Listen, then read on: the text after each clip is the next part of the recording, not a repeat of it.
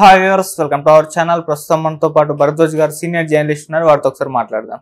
Sir నమస్కారం. Sir నమస్తే sir, గత కొన్ని రోజుల నుంచి కూడా వేణుస్వామి గారి పైన మీడియాలో అండ్ సోషల్ మీడియాలో విపరీతమైన విమర్శలు రావడం చూస్తున్నాం. బయట కూడా చాలా మంది ఆయన విమర్శిస్తున్నారు. ఎందుకు అని అంటే నాగ చైతన్య అండ్ శోభిత గారు వీళ్ళిద్దరి జాతకం గురించి చెప్పినందుకు. సార్ అయితే ఇప్పుడు ఈ ట్రోలింగ్ పైన ఆయన సతీమణి వీణావాణి గారు స్పందించారు. ఒక వీడియో రిలీజ్ చేసి పెట్టారు.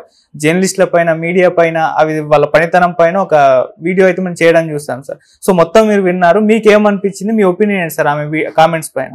అంటే నాకు పార్లమెంటు అసెంబ్లీలు గుర్తొచ్చాయి.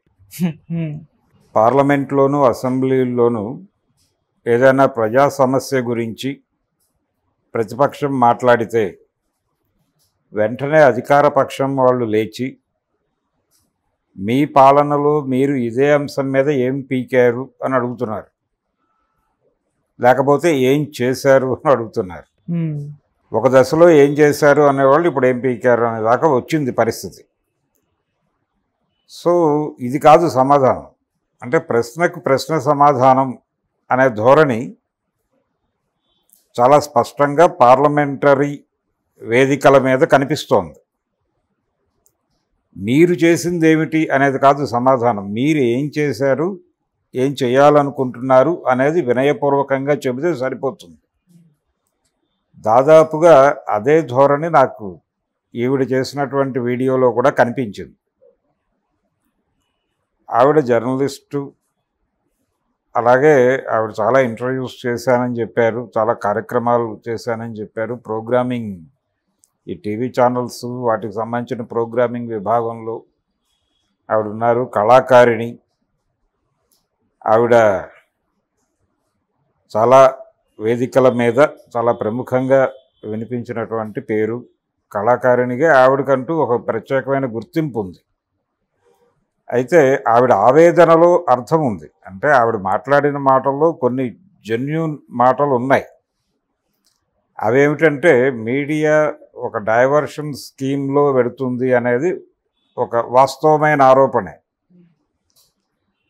అంటే చాలా సందర్భాల్లో ఒక కీలక విషయం చర్చకు వచ్చేటప్పుడు దాన్ని పక్కదారి పట్టించే కొన్ని వార్తలు మీడియా హైలైట్ చేయటం అనేది మనకు చాలా సందర్భాల్లో కనిపిస్తుంది.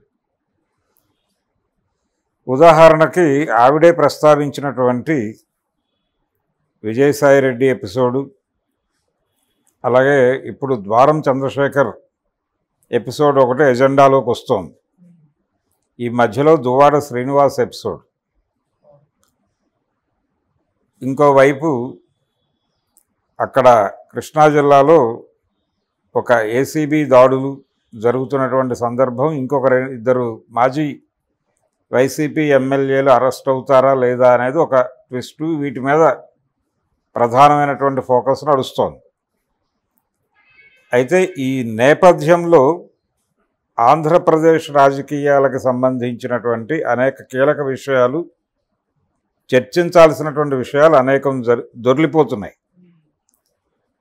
ప్రపంచ బ్యాంకు ప్రతినిధులు వచ్చి చూసి వెళ్ళారు అమరావతి. అంటే విజన్ 2050 అని ఒక మాట చెప్పాడు ఈయన. అలాగే ఆగిపోయినటువంటి ప్రాజెక్ట్స్, వాటిని ఎలా కొనసాగించాలి, 40,000 కోట్లు వీళ్ళ ప్రతిపాదన, 15,000 కోట్లు అనేది పార్లమెంటు వేదికగా లోక్సభలో ఆర్థిక మంత్రి ప్రకటించినటువంటి సందర్భం. ఈ చర్చలు, అలాగే భవన నిర్మాణాలకు సంబంధించి, అలాగే పారిశ్రామిక విధానం ప్రకటించాడు ఆయన చంద్రబాబు గారు. దానిలో నీతి ఆయోగ్ ఇవన్నీ కూడా చాలా కీలకంగా అనుసరించండి అని ఒక వార్నింగ్ ఇచ్చాడు. అంటే కేంద్ర ప్రభుత్వానికి పూర్తి విధేయతతో చంద్రబాబు నడుచుకుంటున్నట్టుగా కనిపిస్తోంది. ఈ విషయం మీద ఎక్కడా చర్చలు జరగటం లేదు. అలాగే ఈ ప్రపంచ బ్యాంక్ ప్రతినిధులు వచ్చిన దాని మీద, వాళ్ళకి ప్రభుత్వానికి జరిగినటువంటి వ్యవహారం మీద, కేంద్రం ఇస్తానన్నటువంటి 15,000 కోట్లు లోను ఇప్పిస్తానని చెప్పింది, గ్రాంట్ కాదు, దానికి సంబంధించిన వ్యవహారాల మీద, అలాగే నిరుద్యోగం పెరుగుతోంది దాని మీద, వలసలు పెరుగుతున్నాయి, వలసల తాలూకా ఒత్తిడి రాష్ట్రాల మీద ఉంది, ఉత్తరాది వలసలతో దక్షిణాది రాష్ట్రాలు అతలాకుతలం అవుతున్నాయి. ఓకే. ఈ సమస్యలను ఎలా పరిష్కరించుకోవాలి, దీనికి సంబంధించిన విధానాలు ఏమైనా ఉన్నాయా? కూలీ రేట్లు పడిపోయి ఏం చేయాలో అర్థం కాని పరిస్థితుల్లో జనాలు ఉన్నారు. అలాగే మొన్న నాగార్జున సాగర్ నిండిపోయినా, శ్రీశైలాలు నిండిపోయినా నీళ్లు వదలని పరిస్థితి ఇరిగేషన్ విభాగంలో. అలాగే కాకినాడ పోర్ట్లో 4 కంటైనర్ల పైన ఏవో డ్రగ్స్ దొరికాయని ఒక వార్త వినిపించింది, కానీ తర్వాత దాని ఫాలో అప్ లేదు. సో ఇన్ని కీలక అంశాలు జరిగిన ఈ టైంలోనే ఈ చర్చ కూడా జరిగింది. అలాగే సూపర్ 6 అమలుకు సంబంధించి 3 నెలలు అయిపోయింది వీళ్ళ పరిపాలన మొదలై. ఈ 3 నెలల్లో వారు ఎన్నికల హామీల అమలుకి ఏ మేరకు ముందుకు వెళ్ళారు అనే దానిలో ఒక రోజువారీ నివేదిక, రోజువారీ మీడియా నిఘా నడవాలి కదా, అది నడవలేదు. రెండోది, మీడియా ఇంకా ఆవిడ లోతుల్లోకి వెళ్ళలేదు, కానీ మీడియా అనేది పార్టీలుగా చీలిపోయి ఉన్నది అనే విషయం ఆవిడ మాట్లాడలేదు. కానీ అలా చీలిపోయి ఉన్నమాట వాస్తవం. వైసీపీ మీడియా, టీడీపీ మీడియా ఇలా చీలిపోయి ఉంది ప్రపంచం. బీజేపీ మీడియా కూడా ఉంది. సో ఎవరి ప్రయోజనాల కోసం వారు అవతల వాళ్ళ మీద దాడి చేయటమే ప్రధాన పరమావధిగా పెట్టుకుని కథ నడిపిస్తున్నారు. దీని మీద ఆవిడ కేంద్రీకరించి, దీని మీద ఈ జోలికి రాలేదు. కానీ ప్రధానంగా ఆవిడ మెన్షన్ చేసిన విషయాలు ఏంటంటే, ఒకటి, చాలా విషయాల్ని పక్కదారి పట్టించడానికి వేరే విషయాలేవో ఎజెండా మీదకి తీసుకొస్తూ ఏదో ఒక కాన్స్పిరసీ నడుస్తోంది ఆ ఏరియాలో అని ఆవిడ ఒక అభిప్రాయం వ్యక్తం చేశారు. దాంతో నేను ఏకీభవిస్తూ, ఆవిడ పెట్టినటువంటి ప్రధానమైనటువంటి ఎలిగేషన్ ఏంటి, మీడియా మీద దాడి చేస్తూ, ఎందుకు మీరు కూడా పర్సనల్ ఏరియాలోనే దాడులు చేస్తున్నారు కదా. ఇప్పుడు ఈ ఆవిడ ప్రస్తావించినటువంటి 3 కేసులు, ఏది దువ్వాడ శ్రీనివాసు ఎపిసోడు, అలాగే దానికి ముందు లావణ్య రాజ్ తరుణ్ ఎపిసోడు, దానికి ముందు విజయసాయి శాంతి ఎపిసోడు, వీటి మీద ఎందుకు ఎక్కువ కేంద్రీకరణ పెట్టి వీటి మీదే షో రన్ చేస్తున్నారు అనేది ఒక విమర్శ చేశారు ఆవిడ. ఇదా మీడియా చేయాల్సిన పని అన్నారు. ఓకే, పర్సనల్ ఏరియాకి వెళ్ళి మీరు దాడులు చేయటం లేదా అన్నారు ఆవిడ. మీరు కూడా వాళ్ళ పర్సనల్ ఏరియాలోకి వెళ్ళిపోయి గేమ్ ఆడుతున్నారు కదా. ఓకే, గేమ్ ఆడుతున్నారు, వాస్తవమే. అయితే మీరు చెప్పినట్టుగా వీళ్ళకి ఎలాగైతే పర్సనల్ ఏరియాలోకి వెళ్ళటం మీద మీరు విమర్శించారో, అలాగే వేణుస్వామి గారు కూడా పర్సనల్ ఏరియాలోకి వెళ్ళే గేమ్ ఆడాడు. ఈ రోజున శోభిత లేకపోతే నాగ చైతన్య ఎపిసోడు మాత్రమే కాదు, గతంలో కూడా కాదు. అంటే చాలామంది పర్సనల్ లైఫ్లోకి వచ్చి సినిమాలు హిట్ అవుతాయా ఫ్లాప్ అవుతాయా కూడా చెప్పాడు ఆయన. ప్రభాస్ కెరియర్ మీద ఒక జడ్జిమెంట్ పాస్ చేశాడు. అంటే ఇది ఒక ప్రచారం కోసం చేస్తున్నారు ఆయన అనేది స్పష్టంగా అర్థమవుతోంది. అంటే ఒక ఇమేజ్ బిల్డప్లో భాగంగా, ఒక ఇమేజ్ క్రియేట్ చేసుకోవడంలో భాగంగా, అందులో కొన్ని, ఇప్పుడు ఆయన స్టార్ కప్పులు అన్నాడు మొదట, సమంత నాగ చైతన్య ఎపిసోడ్ ప్రారంభంలో ఎవరా స్టార్ కప్పులు అని చర్చ, ఫైనల్గా వీళ్ళ అని ఒక అనుమానం, వీళ్ళే అని ఒక నిర్ధారణ, ఫైనల్గా అదే జరిగింది. సో ఇది ఒక సక్సెస్ అనుకుంటే, జ్యోతిష్యం తప్ప ఒప్ప అనేది చర్చ వేరు. నేనైతే దాన్ని నమ్మటం లేదు. అసలు అటువంటి ప్రక్రియ ఒకటి ఉంటుంది అని నేను విశ్వసించడం లేదు. జ్ఞానమే శక్తి, అజ్ఞానమే దేవుడు అనుకుంటే, what ever it may be, ఇవి ఈ పుట్టిన నక్షత్రము వీటిని ఆధారంగా మేమేదో భవిష్యత్తు చెప్పగలం అనేది పూర్తి స్థాయిలో భ్రమ.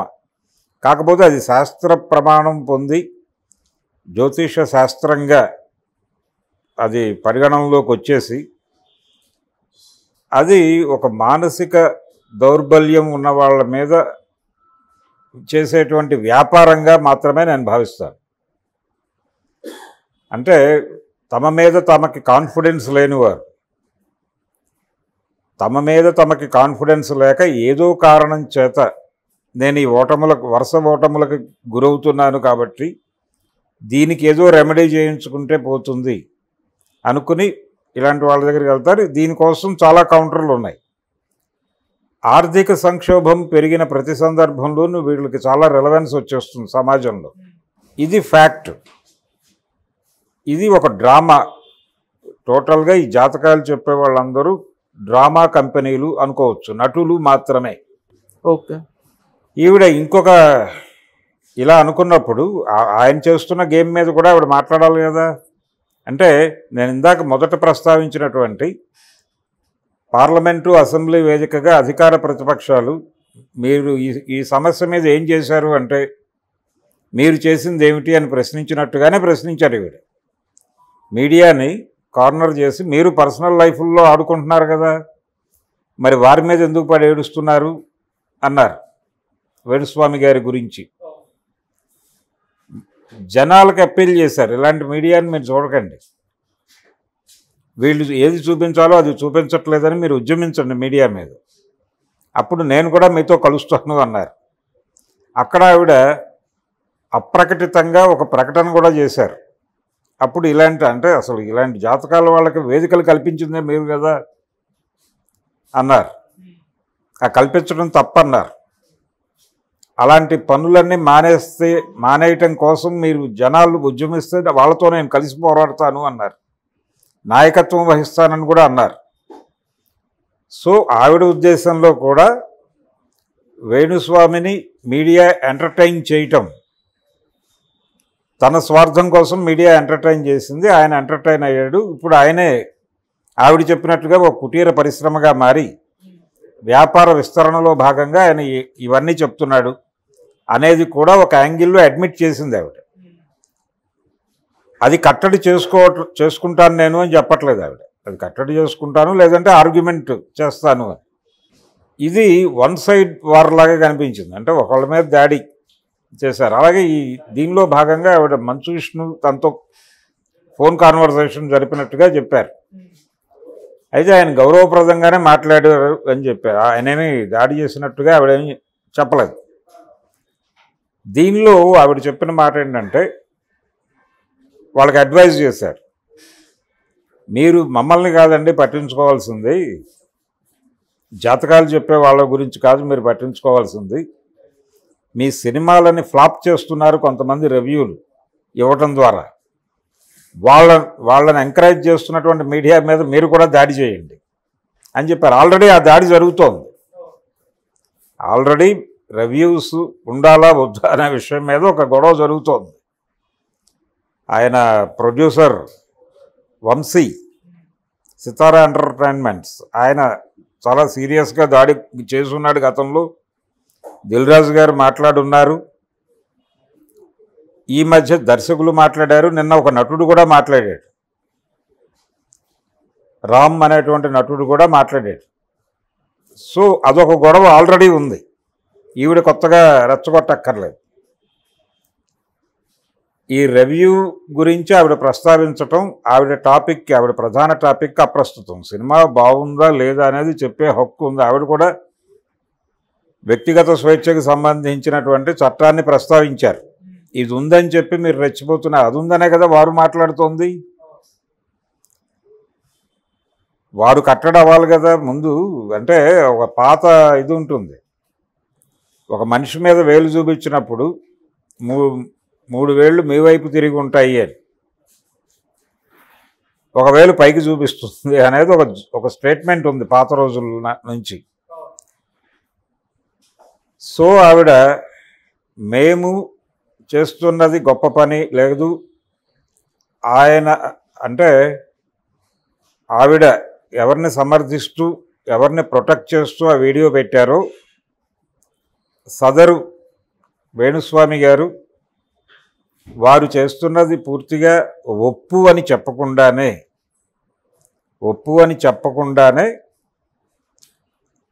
అన్యాపదేశంగా అవతల వాళ్ళ మీద సీరియస్గా దాడి చేసేసింది ఆవిడ. రెండూ జరగాలి.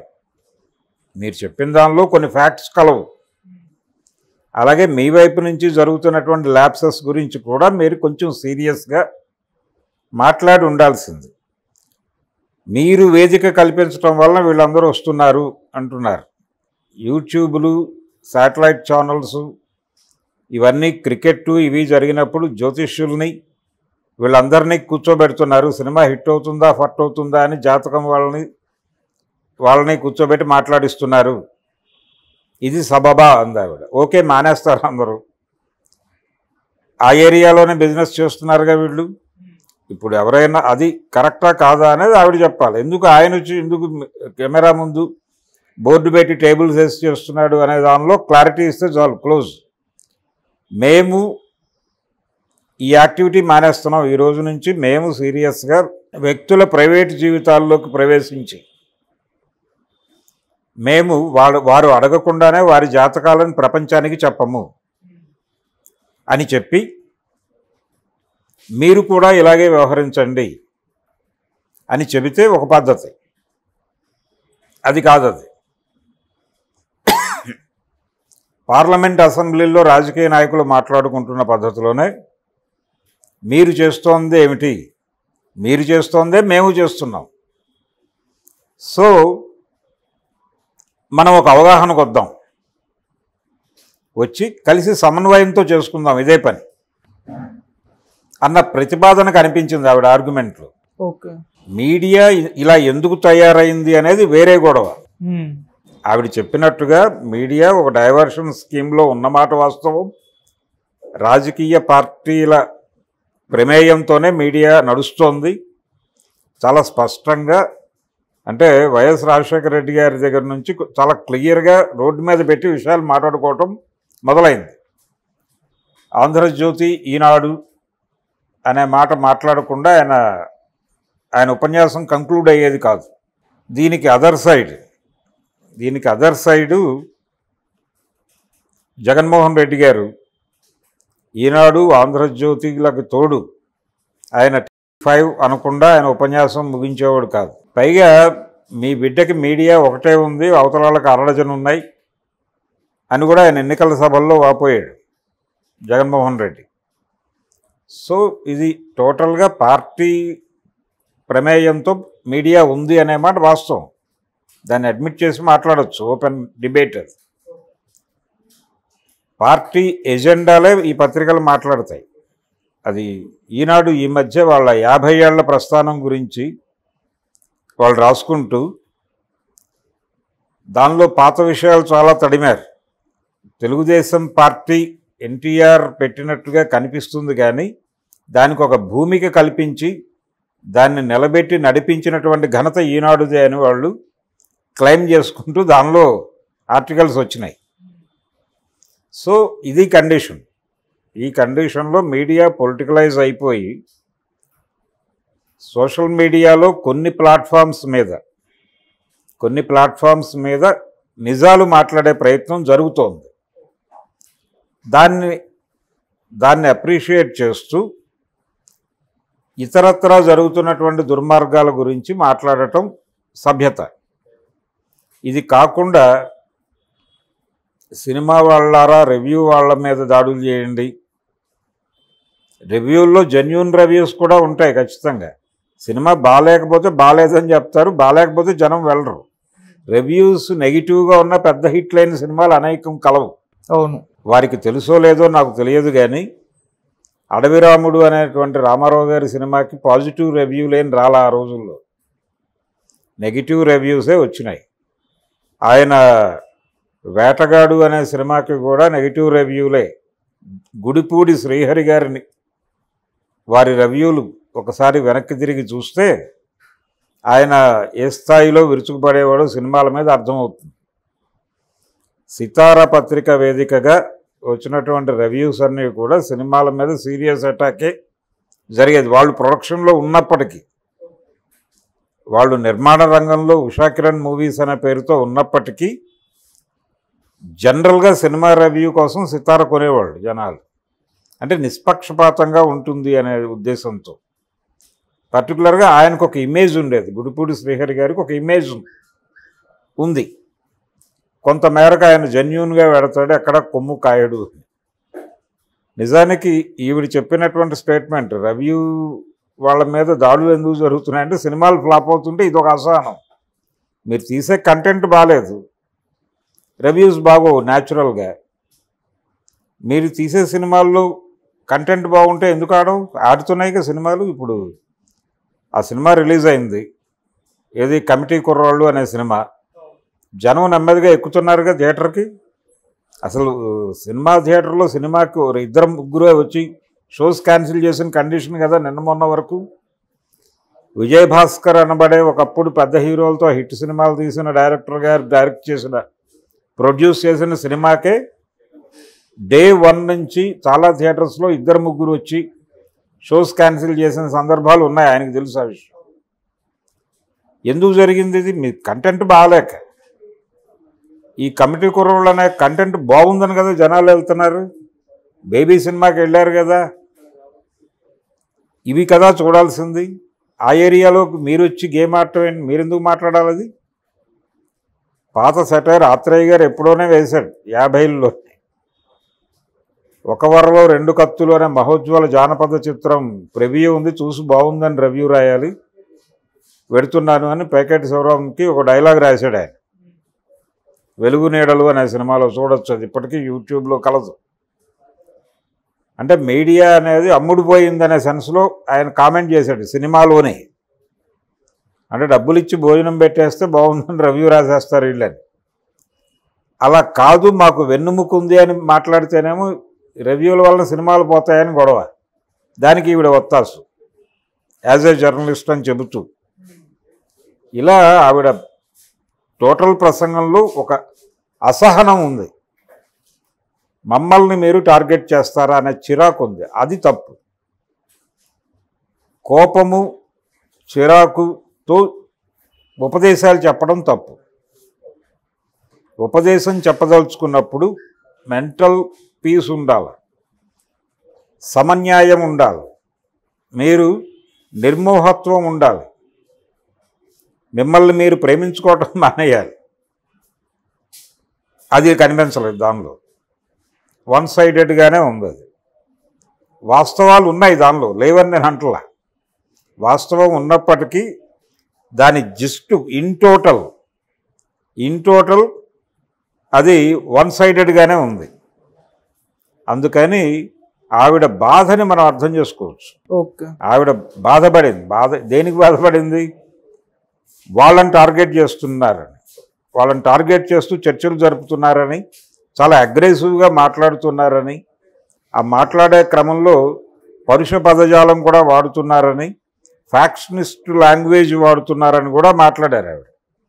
సో ఆ సర్టన్ డిస్కషన్స్ అవి ఆవిడ్ని గాయపరిచాయి అనే విషయం మనకు ఆ వీడియో ద్వారా అర్థమవుతుంది తప్ప ఇతరత్ర ఆవిడ మాట్లాడిన విషయాలన్నిట్లోనూ చాలా అసమంజసం ఉంది, గందరగోళం ఉంది. అంటే ఆలోచనాపరమైన గందరగోళం కూడా కలదు. సో ఆవిడ ఎలాగూ జర్నలిస్ట్ కమ్యూనిటీకి చెందినటువంటి అమ్మాయిని నేను అని చెప్పారు ఆవిడ.